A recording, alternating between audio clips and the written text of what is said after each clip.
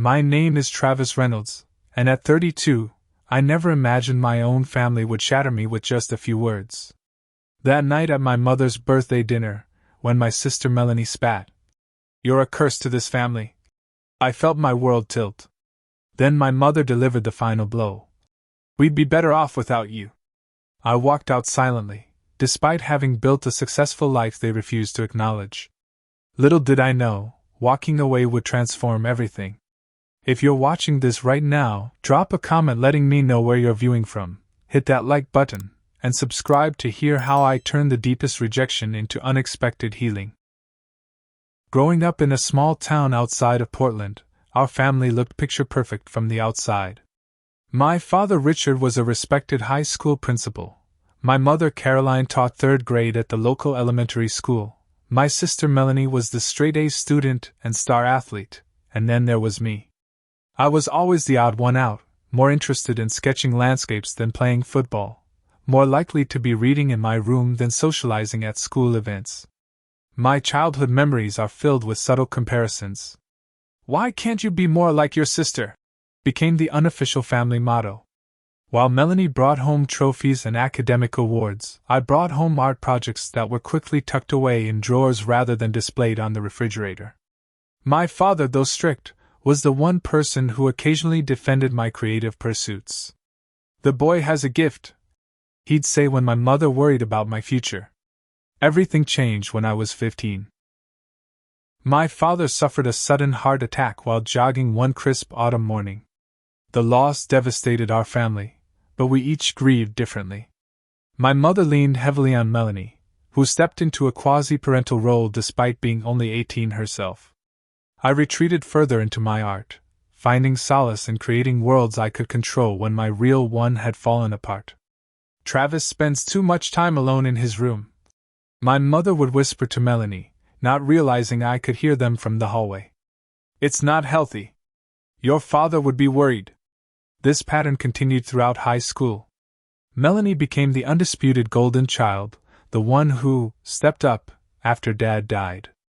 She went to the state university on a partial scholarship, studying business administration because it was practical and responsible. Meanwhile, my announcement that I wanted to study graphic design at an art school in Chicago was met with immediate resistance. "Artists don't make money, Travis," my mother said during a particularly tense dinner. "Your father left us some savings, but not enough to waste on a hobby." Melanie nodded in agreement. "Mom needs stability right now, not more stress." I ended up compromising, attending the state university like my sister but majoring in commercial art. Even this concession wasn't enough to earn their approval. Every family gathering became an opportunity to question my choices or highlight Melanie's achievements. After graduation, Melanie immediately landed a job at a respected local marketing firm.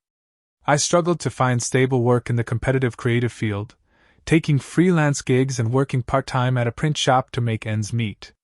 My family saw this as confirmation that my chosen path was fundamentally flawed. "It's not too late to get a teaching certificate like your mother," became their refrain whenever I mentioned a challenging work situation. For 7 years, I weathered their doubt, building my portfolio and client list slowly but steadily. The breakthrough came 2 years ago when one of my designs for a small craft brewery went viral online. Suddenly, my inbox was flooded with inquiries from companies wanting similar work. Within 6 months, I had more clients than I could handle, eventually allowing me to open my own small design studio and hire 2 assistants. My financial situation transformed dramatically.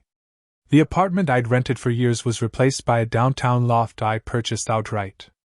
The used Honda I'd driven since college gave way to a new Tesla. Most importantly, I was doing work I loved and receiving recognition for it. You might think my family would finally acknowledge my success, but their narrative about me was too deeply entrenched to change. My mother referred to my career as drawing pictures on the computer, regardless of how many times I explained modern commercial art. Melanie dismissed my achievements as lucky breaks, rather than the result of persistence and skill development. What made their dismissal more bitter was that Melanie's career had plateaued. The marketing firm she worked for underwent downsizing, and while she kept her position, promotions and raises became rare. She'd also invested heavily in a friend's startup that was showing concerning signs of instability. Last month, my mother called to invite me to her 65th birthday dinner. Nothing fancy, she insisted. Just family. I decided to go, hoping that perhaps time had softened some of the family tension. I purchased an expensive watch my mother had admired months earlier, wrapped it carefully, and drove to my childhood home with higher hopes than I'd had in years. The stage was set for what should have been a pleasant family reunion but would instead become the breaking point of years of accumulated resentment and misunderstanding. I arrived at my childhood home promptly at 6, the wrapped gift box tucked under my arm and a cautious optimism in my heart. The modest two-story colonial looked smaller than I remembered, the blue paint fading slightly around the trim. Mom's garden, once Dad's pride and joy, was still meticulously maintained, perhaps the one thing that hadn't changed. Melanie's BMW was already parked in the driveway. Of course, she'd arrived early to help with preparations, continuing the unspoken competition that had defined our relationship for decades. There he is! My mother opened the door before I could knock, her smile genuine if a bit tight around the edges. She'd styled her gray hair and applied makeup for the occasion. Come in, come in. Melanie's just finishing the salad. The house smelled of roast chicken and rosemary potatoes, my father's favorite meal that had become our family's celebration standard. For a moment, I felt a pang of nostalgia so strong it nearly took my breath away. Happy birthday, Mom! I handed her the gift and leaned in for a hug. She seemed smaller in my arms, more fragile than I remembered. Oh, you didn't have to bring anything, she protested, though her fingers worked quickly to untie the ribbon. Melanie appeared in the doorway to the kitchen, wiping her hands on a dish towel. Hey, little brother! Fancy car you've got there! Her tone managed to make it sound like an accusation rather than a compliment. Thanks. Business has been good. I tried to keep my voice neutral, determined not to rise to any bait. My mother gasped as she opened the box. Travis! This is too much. She held up the watch, the light catching on its mother-of-pearl face. It's the one you pointed out in the mall last Christmas, I explained. You deserve something nice. Melanie's expression tightened almost imperceptibly. Well, some of us spend responsibly. I got Mom that subscription to the theater series she's been wanting. She emphasized the word, responsibly, like a dart aimed at my chest. Dinner started pleasantly enough. Mom shared stories about her book club and the volunteer work she'd started at the local library. I told them about some of my recent projects, carefully avoiding mentioning the larger clients or financial details. Melanie spoke about her boyfriend Greg's recent promotion and their plans to look at houses in the spring. The first real tension emerged when Mom mentioned her friend's son who had just graduated from art school. He's having such a hard time finding work. Makes me glad you didn't go that route, Travis. I took a sip of wine before responding. Actually, Mom, I primarily hire art school graduates at my studio. They have excellent technical skills and fresh perspectives. Your studio, Melanie repeated with a slight eye roll. Sounds very fancy. It's just a converted warehouse space downtown, I explained, though I was proud of the renovation I'd overseen. Nothing fancy, but functional. Downtown real estate isn't cheap, Melanie remarked. Must be nice to afford that kind of overhead. Mom jumped in, clearly trying to diffuse the brewing tension. Travis was always creative. Remember those little comic books he used to make? What were they called? Adventure Squad, I supplied, grateful for the shift. Dad used to help me staple the pages together. A brief, comfortable silence fell as we all remembered him. Then Mom sighed heavily, pushing food around her plate. The house feels empty without him, even after all these years. Speaking of the house, Melanie set down her fork. Mom, have you thought more about what we discussed? About downsizing? My mother's expression closed off slightly. I'm not ready, Melanie. This is our family home. It's a lot to maintain on your pension, Melanie pressed. And the property taxes keep increasing. I frowned, hearing this for the first time. Are you having financial difficulties, Mom? Before she could answer, Melanie interjected. Nothing that concerns you. Mom and I have been handling the family finances just fine. I'm family too, I pointed out. If there are issues with money, I'd like to help. Oh, now he wants to help. Melanie's voice took on a caustic edge. After years of pursuing his passion while I helped Mom with everything from tax forms to home repairs. I wasn't aware Mom needed financial assistance, I said carefully. No one ever mentioned it.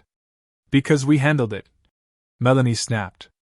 Some of us take responsibility without having to be asked. Mom placed her hand on Melanie's arm. Please, it's my birthday. Let's not do this tonight. But the dam had broken.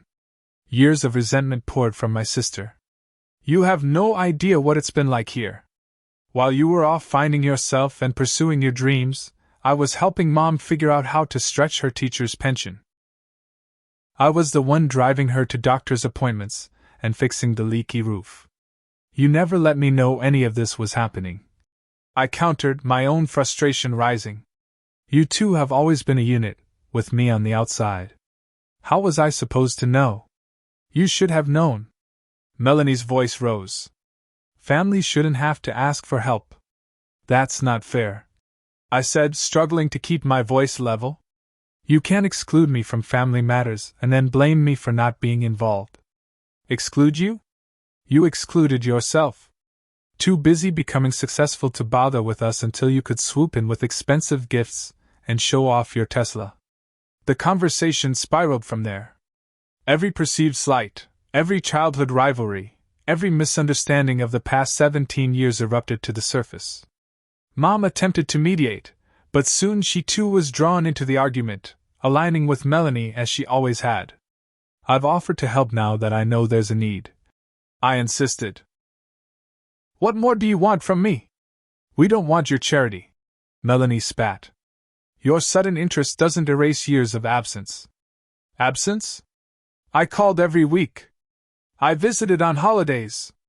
You two made it clear I wasn't a priority unless I lived my life exactly as you thought I should. Melanie stood up, her chair scraping harshly against the floor. You have no idea what sacrifice means. You've always done exactly what you wanted, consequences be damned. Dad would be so disappointed in what you've become. The mention of our father felt like a physical blow. That's not true, I said quietly. Dad supported my creativity. Dad's not here, Melanie shouted, tears now streaming down her face. He's not here because he worked himself to death providing for this family, while you were drawing pictures in your room. I stared at her in shock. Are you blaming me for Dad's heart attack? I'm saying this family has never been the same since he died, and you've done nothing to help pick up the pieces. You're a curse to this family, Travis. Everything you touch falls apart. The silence that followed was deafening. I looked to my mother, expecting her to correct this horrific accusation, to defend me as she had always defended Melanie. Instead, she sighed deeply and said, Sometimes I think we'd be better off without you, Travis. At least then we wouldn't have to face the disappointment. In that moment, something broke inside me, and simultaneously, something hardened. I stood slowly, placed my napkin beside my half-eaten dinner, and walked to the door without a word. Travis, wait! My mother called, perhaps realizing she had crossed an unforgivable line. But it was too late. I drove home in a state of numb disbelief, my phone buzzing repeatedly in my pocket. I ignored it. Whatever they had to say now couldn't undo what had been said at that table. Some words can never be taken back. The drive back to my loft was a blur. Traffic lights, street signs, other cars, all seemed distant and unreal, like I was observing them through thick glass. My hands gripped the steering wheel so tightly my knuckles turned white, but I barely noticed. The words kept replaying in my head on an endless, torturous loop. You're a curse to this family. We'd be better off without you. 17 years of trying to prove my worth, of building a life I was proud of, And in the end, this was how my family saw me, as a disappointment, a burden, a curse. I parked in my designated spot beneath my building and sat motionless for several minutes, engine off, staring at nothing. My phone had buzzed so many times during the drive that I'd finally silenced it completely. Now I pulled it from my pocket and saw 5 missed calls, 3 from my mother, 2 from Melanie, and several text messages I couldn't bring myself to read. With deliberate movements, I powered off the phone completely. Whatever crisis of conscience they were having could wait. I needed space to process what had happened. The elevator ride to my loft felt interminable. When I finally closed my door behind me, the silence of my home, usually comforting after a day of client meetings and creative collaboration, felt oppressive. I moved to the large windows overlooking the city, lights twinkling like earthbound stars. People were down there living their lives, arguing with loved ones, reconciling, moving forward. How did they do it? How did they find the strength to open themselves up to that kind of pain again and again? Sleep was out of the question. My mind raced too quickly, jumping between moments of the disastrous dinner and memories from years past. Had I truly been as absent as Melanie claimed? Had I really abandoned my family in their time of need? The accusations didn't align with my recollections, but maybe my perspective was skewed by self-preservation. I wandered to my home studio, a converted second bedroom with north-facing windows perfect for natural light. My current project, branding for an artisanal cheese company, lay spread across the drafting table. Just hours ago, this work had felt important, exciting. Now it seemed trivial, disconnected from anything that mattered. Still, my hands reached for a pencil almost instinctively. I began to sketch, not the cheese company's logo but abstract shapes that gradually took form. A family portrait of sorts, 3 figures with a gaping hole where a 4th should be. The father, gone too soon. The mother and sister, turned inward toward each other. The brother, separated by an ever-widening chasm. I worked through the night, page after page filled with images I hadn't known lived inside me. Childhood memories rendered in stark black and white. My father's funeral. My mother turning away from me to comfort Melanie. Holidays where I sat at the family table feeling like a stranger. And finally, tonight's dinner, captured in harsh lines and heavy shadows. As the first light of dawn filtered through the windows, I set down my pencil and surveyed the visual journey of disconnection I'd created. It was painful to see it laid out so starkly, but also clarifying. The pattern wasn't new. It had been building for years, perhaps even before my father died. Tonight had simply been the culmination. I made coffee and stood at my kitchen island, exhaustion settling into my bones. For the first time, I allowed myself to consider a possibility I'd always rejected. Maybe I didn't need my family's approval to be whole. Maybe their inability to see me clearly was their limitation, not mine. The thought was simultaneously liberating and terrifying. If I wasn't the person they believed me to be, selfish, irresponsible, a disappointment, then who was I? And if their approval wasn't the measure of my worth, what was? As the caffeine cleared the fog of my sleepless night, one thing became increasingly clear. I needed to prioritize my mental health above the dysfunctional patterns my family seemed determined to maintain. Setting boundaries wasn't selfish, it was necessary for survival.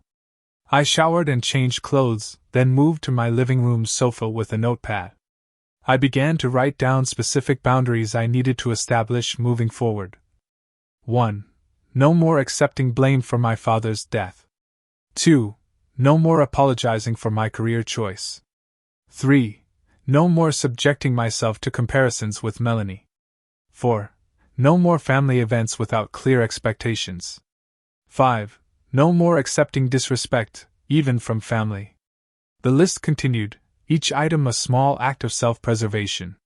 By mid-morning, I felt steady enough to power my phone back on, prepared for the barrage of notifications. The screen lit up immediately, 14 missed calls, 26 text messages, 3 voicemails.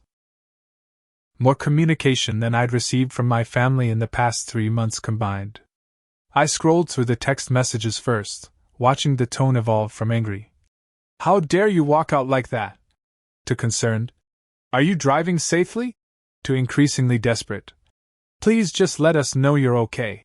My finger hovered over the voicemail icon. Did I really want to hear their voices, their excuses, their demands for forgiveness without acknowledgement? No, but I needed to know what had prompted this sudden flood of concern after such cruelty. I pressed play on the first message, timestamped just 30 minutes after I'd left the house. Travis, it's Mom. What you did was very immature, walking out on my birthday dinner like that.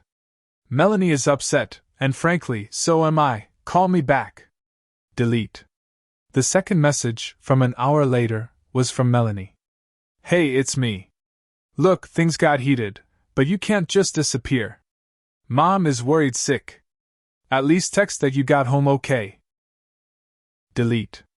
The third message, left at 11:42 p.m., was again from my mother, but her tone had changed dramatically. Travis, please call us back as soon as you get this. Something's happened. We need to talk to you. It's important. Please, Travis. Her voice cracked on my name, and for the first time, I heard real fear. Not manipulative fear, not performative concern, but genuine distress. Despite my newfound resolution to maintain boundaries, curiosity won out. What could have happened in the hours after I left to cause such a dramatic shift? Part of me, a part one wasn't particularly proud of, wondered if this was just another manipulation tactic. But the tremor in my mother's voice seemed authentic. I was considering my next move when my phone rang in my hand, startling me. It wasn't my mother or Melanie, but Tom Wilson, my father's best friend and our family's attorney. Now I was truly puzzled. I answered cautiously.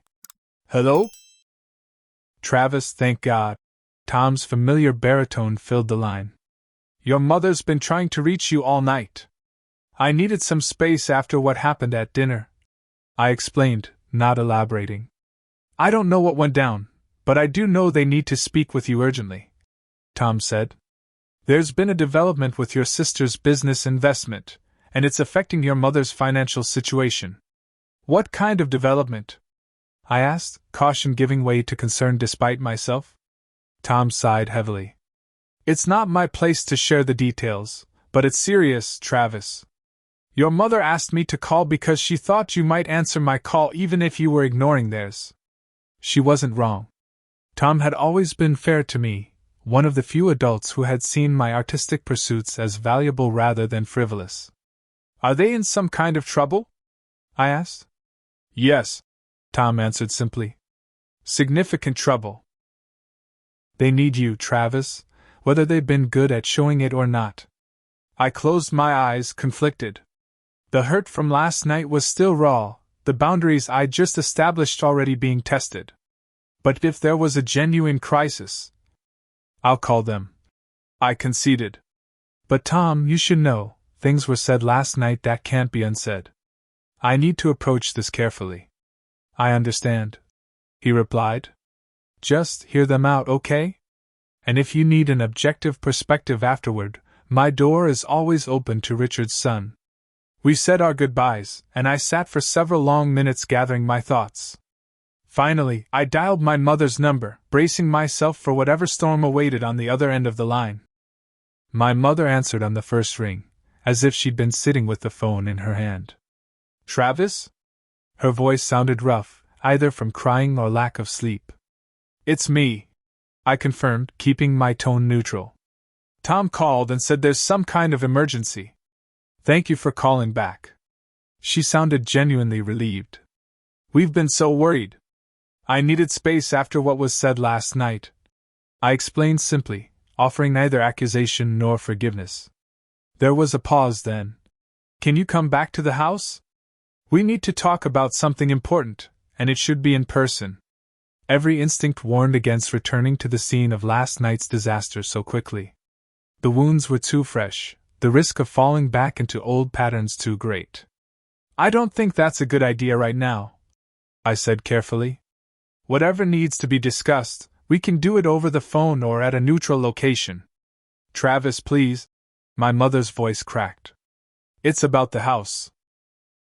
About my finances. I need your help.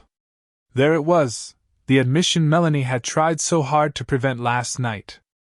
Our mother needed financial assistance, and apparently, the situation was dire enough that pride had given way to desperation. I'll meet you, I conceded, but not at the house. There's a cafe called Groundwork near my studio. We can talk there at noon. After getting her agreement, I ended the call and spent the next hour preparing myself mentally for what was to come. I reviewed the boundaries I'd written earlier, reminding myself that compassion didn't require self-sacrifice. I could help my family without allowing them to diminish me. I arrived at the cafe early, selecting a quiet corner table that offered some privacy while still being in a public space. The familiar environment, I came here often to sketch or meet clients, provided a small comfort as I ordered a black coffee and waited. My mother arrived precisely at noon, Melanie trailing behind her like a reluctant shadow. Both looked exhausted, with dark circles under their eyes and yesterday's clothes slightly rumpled. They spotted me and made their way over, my mother attempting a smile that didn't reach her eyes.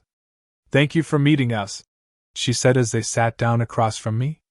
I nodded but didn't return the pleasantry. "Tom said it was urgent." Melanie shifted uncomfortably, avoiding my gaze. It was my mother who spoke. "There's no easy way to say this," she began, hands wrapped tightly around her untouched water glass. "I'm about to lose the house." Despite Tom's warning, the bluntness of her statement caught me off guard. "What happened?" "The mortgage," she started, then faltered. Melanie interjected, her voice uncharacteristically subdued. "Mom took out a second mortgage on the house last year to invest in my business expansion." This was news to me. "What business expansion?" "My marketing firm was downsizing, so I decided to start my own company," Melanie explained. "A boutique agency focusing on local businesses. Mom believed in me and wanted to help." "How much?" I asked, directing the question to my mother. She looked down at her hands. $200,000. I nearly choked on my coffee. "You put the house up for that kind of loan? Where were your retirement savings?" "Those went in first," my mother admitted quietly. $60,000 from my 401k. The magnitude of the financial disaster was becoming clear. "And the business failed?" I guessed. Melanie's face flushed with anger and embarrassment. "The market shifted. My primary client went bankrupt, owing us nearly $80,000 in unpaid invoices. Then the pandemic hit, and local businesses slashed their marketing budgets. It wasn't my fault." "I didn't say it was," I pointed out, though privately I wondered how much research she had done before convincing our mother to risk everything. "But that doesn't explain why you're facing foreclosure now. The pandemic business relief programs should have helped." My mother and sister exchanged a look I couldn't quite interpret. "We didn't qualify," Melanie finally said. "There were issues with the application." "What kind of issues?" More uncomfortable silence. Melanie represented herself as the sole owner on the paperwork. My mother finally explained. "The loan documents showing my investment weren't properly filed. It looked like I had given her a personal gift rather than a business investment." I sat back, processing this information. "So the money is gone, the business has failed, and now you're 3 months from losing the house. And you need my help." They both nodded, a curious role reversal from every previous family interaction. For once, I was the one with the power to solve a problem, and they knew it. "Last night," I said carefully, "you told me I was a curse to this family. That you'd be better off without me. What changed?" My mother flinched as her own words were reflected back to her. "I didn't mean that, Travis." I was upset. "You know I would never." "You did mean it," I interrupted gently but firmly. "In that moment you meant every word. And that's what concerns me. Not that you said it, but that somewhere inside you believe it." Melanie started to object, but I held up my hand. "I'm not finished. For years, I've been the family disappointment. The impractical dreamer. The one who abandoned his responsibilities to pursue a selfish career path. That's the narrative you both created and reinforced at every opportunity. I leaned forward, making eye contact with each of them in turn. The irony is that my impractical career choices have put me in a position to help you now. The question is, if I do help, what changes? Do we just go back to the same dysfunctional relationship until the next crisis? What do you want from us? Melanie asked, a defensive edge returning to her voice. Respect, I answered simply. Acknowledgement that my life choices, while different from yours, aren't wrong or selfish. An end to the comparisons and criticism. A family relationship based on mutual support rather than conditional approval. My mother reached across the table, her hand stopping just short of mine. We can do better, Travis. I promise. Promises aren't enough, I said, not unkindly. I need to see action. Consistent, sustained effort to change the patterns we've established. Like what? Melanie challenged. What specific actions would prove we're sincere? I had given this considerable thought during the sleepless night. 3 things. First, family therapy. All of us, together, working with a professional to establish healthier communication patterns. My mother nodded slowly. Melanie looked less convinced but didn't object. Second, complete financial transparency. If I'm going to help with this situation, I need to understand exactly what we're dealing with. All the documents, all the details, nothing hidden or sugar-coated. Again, my mother agreed readily. Melanie's jaw tightened, but she gave a curt nod. Third, and most importantly, I continued, I need both of you to truly reflect on how you've treated me and acknowledge the impact it's had. Not with empty apologies or excuses, but with genuine understanding. This final condition seemed to be the most difficult for them to accept. My mother looked down at her hands, and Melanie's expression hardened into the defensive mask I knew so well. So you'll hold Mom's house hostage unless we stroke your ego? She snapped. That's real mature, Travis. And there it was, the same dismissive attitude, the same refusal to see my perspective as valid. Some patterns were too deeply ingrained to change overnight. This isn't about ego, I explained calmly. It's about establishing a foundation for a healthier relationship moving forward. I'm willing to help regardless. Mom is family, and I won't see her homeless. But whether that help comes with strings attached or as part of a fresh start depends entirely on both of you. My mother finally looked up, tears gathering in her eyes. I want a fresh start. I've missed you, Travis. More than you know. Melanie stood abruptly. This is ridiculous. We don't need therapy. We need financial assistance, which you're clearly able to provide but insist on turning into an emotional hostage situation. Melanie, please, our mother pleaded. No, Mom. He walks out on your birthday dinner, ignores our calls all night while we're worried sick, and now he wants to play savior with conditions? I won't beg. She grabbed her purse. I'll figure something out. We don't need his help. With that, she stormed out of the cafe, leaving my mother and me staring at each other across the table. She's scared, my mother said softly after a moment. Her business was everything to her. Losing it, it's like she lost part of herself. For the first time, I felt a flicker of empathy for my sister. I knew what it was to pour yourself into a creative venture, to risk everything on a vision others might not understand. I get that, I acknowledged. But fear doesn't justify cruelty. It doesn't erase responsibility. My mother nodded slowly. No, it doesn't.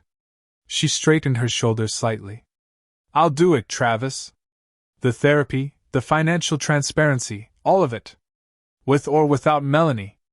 Because you're right, we can't go back to how things were. It was the first time in years I'd heard my mother say those words, you're right. Such a simple acknowledgement, yet so powerful. Perhaps Tom had been correct. Sometimes a crisis created leverage for necessary change that comfort never could. Thank you, I said, meaning it. That's a start. 3 days later, I sat in the waiting room of a family therapist my friend had recommended, scrolling through emails on my phone while trying to ignore the nervous energy radiating from my mother beside me. She'd arrived 15 minutes early, dressed as formally as if she were attending a job interview rather than a therapy session. "Do you think Melanie will come?" she asked for the third time since we'd arrived. I shrugged, trying to project more nonchalance than I felt. "I sent her the details. The choice is hers." In truth, I was doubtful. Melanie had maintained radio silence since storming out of the cafe, ignoring both my texts and, according to my mother, most of her calls as well. Only time would tell if her pride would outlast her concern for our mother's situation. The office door opened, and a woman in her 50s with salt and pepper hair and kind eyes emerged. "Mrs. Reynolds? Mr. Reynolds?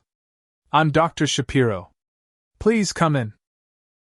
As we stood, the waiting room door swung open, and Melanie appeared, slightly out of breath as if she'd rushed to arrive. She avoided my gaze, giving our mother a quick hug before addressing the therapist. "I'm Melanie Reynolds. Sorry I'm late." Dr. Shapiro smiled warmly. "You're right on time. Please, all of you, come in and make yourselves comfortable." The therapy room was tastefully decorated in calming blues and greens, with a small fountain bubbling quietly in one corner. 3 comfortable chairs faced a fourth across a low coffee table. The setting was designed to put clients at ease, but I felt my shoulders tightening as we took our seats. "Before we begin," Dr. Shapiro said, "I want to thank all of you for being here. Family therapy requires courage and commitment, and showing up is an important first step." She explained her approach and the general structure our sessions would follow, emphasizing that this was a safe space for honest communication without judgment. Then she asked each of us to share what had brought us there. My mother went first, haltingly describing the disastrous birthday dinner and the financial crisis that had followed. She carefully avoided assigning blame, framing the situation as a family misunderstanding that had escalated beyond anyone's control. When it was Melanie's turn, she spoke briskly and defensively. "I'm here because Mom's house is at risk, and Travis has made family therapy a condition of his financial assistance." Dr. Shapiro nodded without judgment. "And how do you feel about that condition, Melanie?" "I think it's unnecessary," my sister replied stiffly. "Families disagree. Things get said in the heat of the moment. Making such a big deal of it feels indulgent." "I see," the therapist said. "Travis, would you like to share your perspective?" I took a deep breath, conscious of choosing my words carefully. What happened at dinner wasn't an isolated incident, or a heat-of-the-moment disagreement. It was the culmination of a pattern that's existed in our family for years. I was told I'm a curse to this family, and that they'd be better off without me. Dr. Shapiro's expression remained neutral, but she leaned forward slightly. "That sounds incredibly painful to hear from loved ones." It was, I acknowledged. But more painful was realizing they might actually believe it. That after all these years of trying to prove my worth, of building a successful life and career, they still see me as a disappointment, or a burden. "That's not fair," Melanie interjected. "You're twisting what happened to make yourself the victim." "I'm sharing how I experienced it," I countered. "Which is exactly what we're here to do." Dr. Shapiro raised a hand gently. "Let's try to practice listening without immediately responding. Melanie, it sounds like you have a different perspective on what occurred. We'll get to that, I promise. For now, let's allow Travis to finish." I continued, explaining how the dinner had felt like a breaking point after years of similar interactions. I described the pattern of criticism, comparison, and conditional approval that had characterized our family dynamics since my father's death. "I'm not here to assign blame," I concluded. "I'm here because I believe we can build something better. But that requires honesty about where we are now and how we got here." Dr. Shapiro thanked me for my openness, then turned to Melanie. "Would you like to share your perspective now?" My sister sat straighter, arms crossed defensively. "Travis has always been sensitive. He takes everything personally and holds grudges forever. Yes, things got heated at dinner, but he's making it sound like we've been abusing him for years, which is ridiculous. Can you help me understand what you believe happened at the dinner?" Dr. Shapiro prompted. We were having a normal family conversation. Travis started showing off about his business success, which felt like he was rubbing it in when he knows Mom has financial concerns. I got frustrated and said some things I shouldn't have said. It happens in families. And what about the specific statements Travis mentioned? About being a curse to the family? Melanie shifted uncomfortably. I was angry. People say things they don't mean when they're angry. Do they? I asked quietly.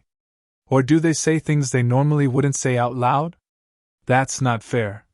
My mother interjected. Melanie has been under tremendous stress with her business failing. She didn't mean it. What about you, Mom? I turned to her. Did you mean it when you said you'd be better off without me? The room fell silent.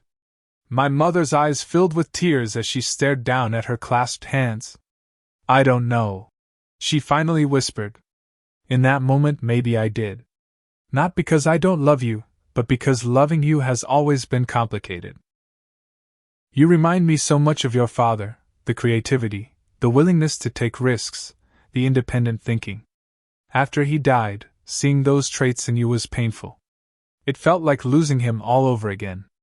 Her honesty, however difficult to hear, was the first truly authentic thing she'd said to me in years. So you punished me for being like him, I said, the realization dawning, and rewarded Melanie for being the opposite. It wasn't conscious. My mother protested. I never meant to create a division between you two. But you did, Melanie said suddenly, surprising us all. You made me the responsible one, the one who had to step up after Dad died. Do you know how much pressure that was? I was 18, Mom. I should have been enjoying college, not worrying about whether you were taking your medication or if the mortgage was paid. Dr. Shapiro nodded encouragingly. That's a very important insight, Melanie. It sounds like both of you children were assigned roles after your father's death that shaped your relationship with each other and with your mother. I resented you, Melanie admitted, looking at me directly for the first time. You got to leave, to pursue what you wanted, while I stayed behind shouldering all the responsibility. It felt like you abandoned us when we needed you most. I would have helped if you'd asked, I countered. But you never did. You two became a unit, and I was always on the outside looking in. Would you have stayed if we'd asked? Melanie challenged. Given up art school? Taken a local job you hated just to be near home? I wanted to say yes automatically, to claim the moral high ground, but honesty was the point of this exercise. I don't know, I admitted. But I never got the chance to make that choice. It was made for me when you decided I wasn't reliable enough to include. The session continued in this vein for nearly an hour, painful truths emerging that had gone unspoken for too long. By the time Dr. Shapiro began her closing remarks, all three of us were emotionally exhausted but somehow lighter, as if the weight of unspoken resentments had begun to lift. This is just the beginning, she reminded us. Healing family relationships takes time and consistent effort.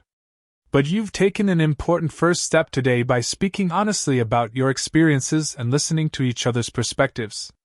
She gave us some communication exercises to practice at home and scheduled our next session for the following week.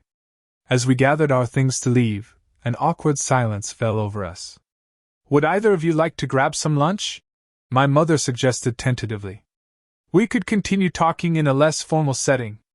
Melanie checked her watch. I can't. I have a job interview at 1. She hesitated, then added, but maybe dinner later this week? All of us?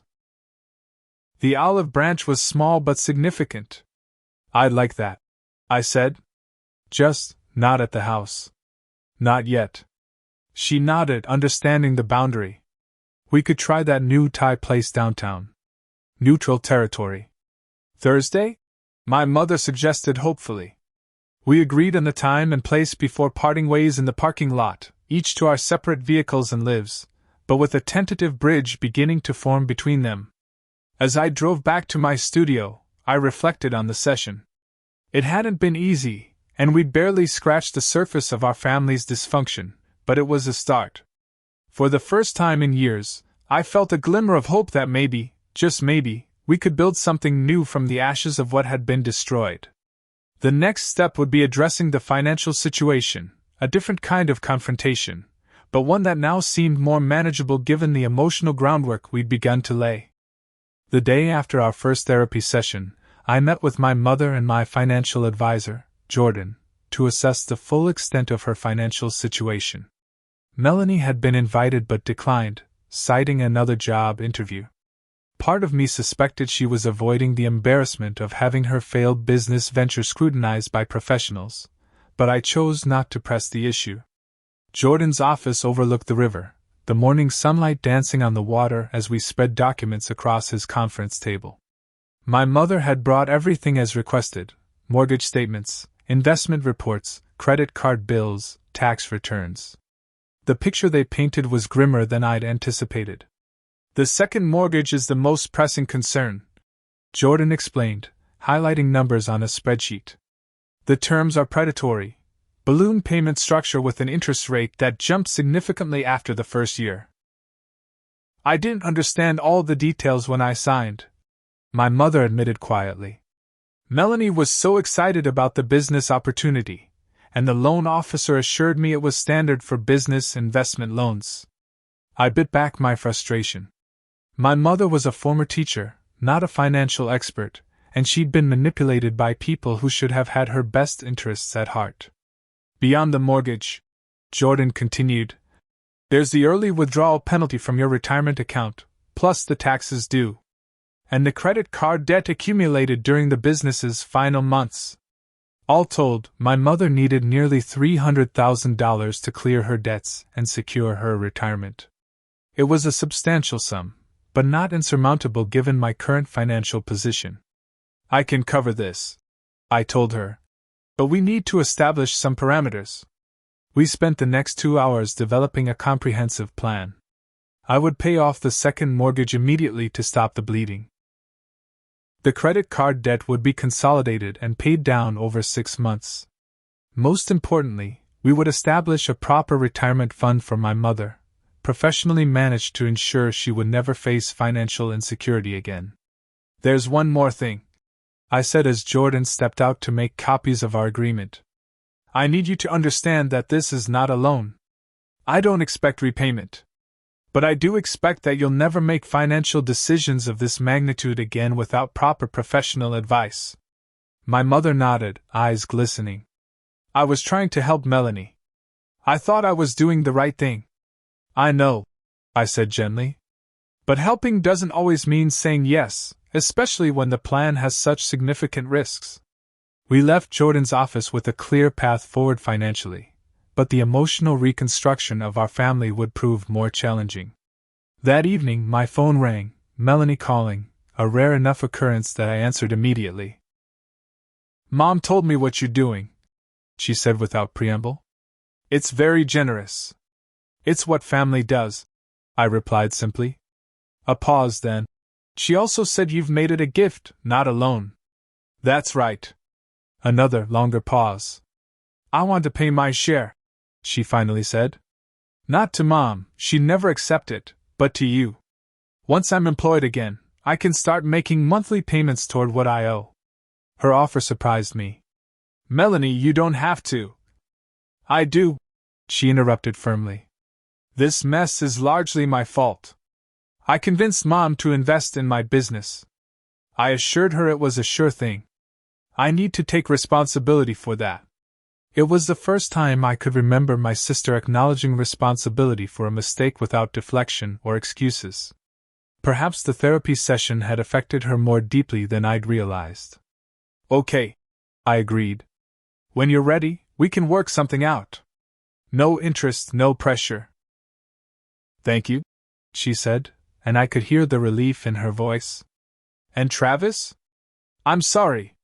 For what I said at dinner. For a lot of things."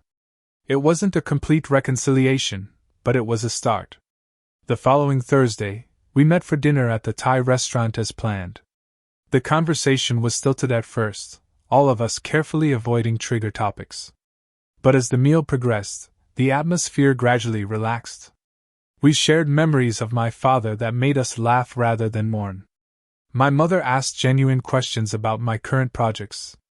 Melanie spoke candidly about her job search and the lessons she'd learned from her business failure. As we were finishing dessert, my mother tentatively mentioned the next therapy session scheduled for Saturday. "I've been thinking about what Dr. Shapiro said, about the roles we all fell into after your father died," she said. "I never realized how much pressure I put on both of you, in different ways. I think we all did what we thought was necessary to survive," I offered. "The problem was we never talked about it, never checked if the system was working for everyone." "It wasn't," Melanie admitted. "Not for any of us, really." Our second therapy session proved even more emotional than the first.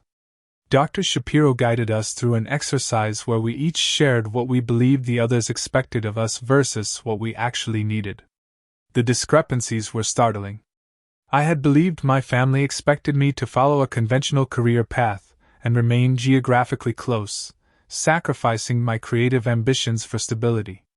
What they had actually needed, my mother revealed, was simply to feel included in my life, to understand my choices rather than feeling abandoned by them. Melanie had believed she was expected to replace our father as the family's emotional anchor and financial advisor. What our mother had actually needed was partnership in grief, not a teenage surrogate for her husband. Our mother had believed she needed to hold the family together by whatever means necessary, even if that meant forming alliances and assigning roles. What we had actually needed was her unconditional support as we found our own ways to process our loss. These misaligned expectations created a perfect storm of resentment, Dr. Shapiro explained. Each of you was trying to meet needs that weren't actually being expressed, while your actual needs went unmet. The revelation was both painful and liberating. For the first time, I understood that my family's behavior hadn't necessarily been about rejecting me, but about their own misguided attempts to cope with loss and change. In the weeks that followed, we settled into a new rhythm. Weekly therapy sessions continued, sometimes productive, occasionally contentious, but always honest. My mother's financial situation stabilized, lifting an enormous weight from her shoulders. Melanie found a position with a marketing firm in the city, more corporate than her failed venture but with better work-life balance and steady income. And I began to rediscover my family, not as the people who had hurt me, but as flawed, complex individuals doing their best with the emotional tools they had. A breakthrough came unexpectedly, 2 months after that disastrous birthday dinner. My mother had invited us both to the house for a casual lunch, the first time we'd gathered there since that night. I arrived with some trepidation, but the atmosphere was noticeably different. Photos I hadn't seen in years had been brought out and displayed, pictures of me at art competitions, early sketches I'd done that my mother had apparently kept, newspaper clippings about my first professional successes. Alongside Melanie's achievements, not replacing them but complementing them. "I found these in the attic," my mother explained as I examined a framed drawing I'd done at age 10. "Your father saved everything you both created. I just put yours away after he died. It hurt too much to see them. I'm sorry for that, Travis." The simple acknowledgement meant more than any grand gesture could have. "Thank you for bringing them out now," I said. During lunch, Melanie mentioned a marketing challenge she was facing at work. To my surprise, she asked for my perspective as a designer. "Your visuals always tell a compelling story," she said without a hint of the dismissiveness that had once characterized her comments about my work. "How would you approach this?" As we brainstormed solutions together, I caught my mother watching us with a small, satisfied smile. For perhaps the first time since our father died, we were functioning not just as people related by blood, but as a true family, supporting each other, valuing each other's unique strengths, building something together. The reconstruction wasn't perfect or complete. Old habits occasionally resurfaced, particularly in moments of stress. But now we had tools to recognize and address them before they could do lasting damage. We had a shared vocabulary for discussing difficult emotions. Most importantly, we had a genuine desire to understand each other rather than simply coexist. By the time my mother's next birthday approached, A milestone we all remembered with a mixture of discomfort and determination. The family landscape had transformed dramatically. Not into some idealized version without conflict or complexity, but into something authentic, resilient, and finally safe for all of us. 6 months after that fateful dinner, I stood in my mother's kitchen, sleeves rolled up as I washed dishes while she dried. Melanie sat at the counter, finishing the last of her wine and telling us about her recent promotion. The remains of a celebratory dinner, marking both her career advancement and my winning a prestigious design award, cluttered the table behind us.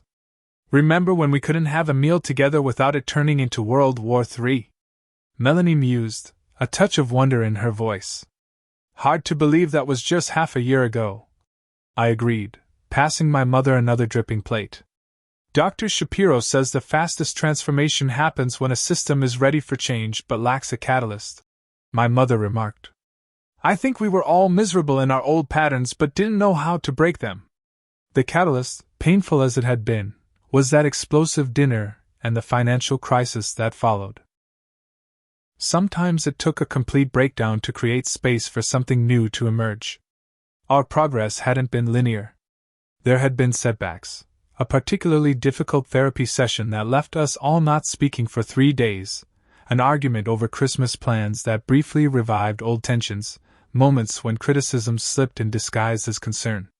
But the difference now was our commitment to addressing these lapses rather than allowing them to fester. My mother had shown remarkable growth, developing an identity separate from her role as Melanie and Travis's mom.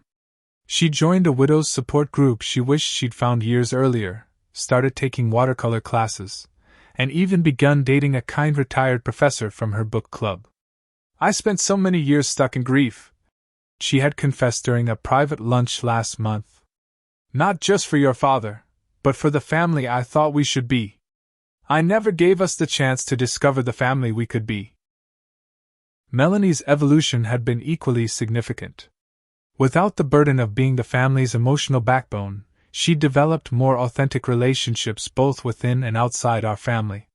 She'd even started seeing a therapist individually to work through her own issues with perfectionism and control.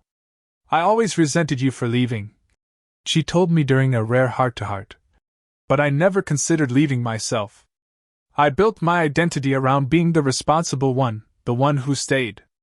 It was easier to blame you than to admit I had choices too. As for me, the changes were both subtle and profound. I no longer approached family gatherings with dread, braced for criticism or comparison. I didn't feel the need to minimize my successes or justify my choices.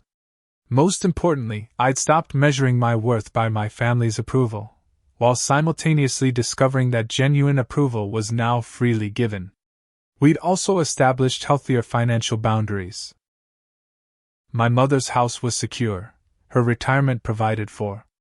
Melanie had insisted on a formal agreement to repay her portion of the investment loss, making small but consistent monthly payments that were more about responsibility than actual financial impact. I'm thinking of selling the house, my mother announced suddenly, breaking into my reflections. Melanie and I both turned to her in surprise. Not because I have to, she clarified quickly, but because I want to. It's too big for just me, and it's filled with memories both wonderful and painful. I'm ready for something new. 6 months ago, such a statement would have triggered immediate resistance from Melanie and concerned questions from me. Tonight, we both simply nodded. Any thoughts on where you'd like to move? I asked. There's a nice condominium development near the college. Good security, less maintenance, and I could walk to my watercolor class. Sounds perfect, Melanie said. We'll help you look at options when you're ready. The ease of this exchange, the absence of drama, defensiveness, or hidden agendas, was perhaps the best measure of how far we'd come. Later, as we said our goodbyes in the driveway, my mother hugged me tightly. I'm so proud of the man you've become, Travis. Your father would be too. Once, I would have been desperate to hear those words. Now they were a welcome affirmation but not a necessary validation. I had learned that my worth wasn't dependent on external approval, even from those I loved most. Thanks, Mom. I'm proud of us, all of us, for the work we've done to heal. Driving home, I reflected on the lessons of the past 6 months. The journey had been challenging, often painful, but ultimately transformative. I had learned that sometimes walking away is necessary before you can truly come back. That boundaries aren't selfish but essential for healthy relationships. That forgiveness doesn't require forgetting, but it does require letting go of the expectation that the past could have been different. Most importantly, I had learned that family, whether birth family or chosen family, should be a source of strength rather than a source of wound. Unconditional love doesn't mean unconditional acceptance of harmful behavior. True connection requires honesty, respect, and the courage to be vulnerable with each other. The family we were now wasn't perfect, but it was authentic. We had replaced toxic patterns with genuine understanding, conditional acceptance with true appreciation for each other's unique qualities. We had created something new without denying the reality of what came before. As I pulled into my driveway, I felt a sense of peace that had once seemed impossible. The angry, hurt young man who had walked out of his mother's house 6 months ago had found something he didn't even know he was looking for, not just reconciliation with his family, but reconciliation with himself. If you've ever struggled with family relationships that seem beyond repair, I hope my story offers some encouragement. Healing is possible, though rarely easy. It requires courage, honesty, and sometimes professional help. It means setting boundaries while keeping your heart open to possibility. Most of all, it demands a willingness to see family members not as the roles they've played in your life, but as complex individuals with their own wounds and wisdom. I'd love to hear your thoughts on family healing in the comments below. Have you experienced a family transformation, or are you in the midst of one now? What boundaries have you found necessary for your own well-being? Please share your insights, hit the like button if this resonated with you, and subscribe for more stories about navigating life's most challenging relationships. Thank you for listening, and remember, sometimes the most broken connections can become the strongest when properly mended.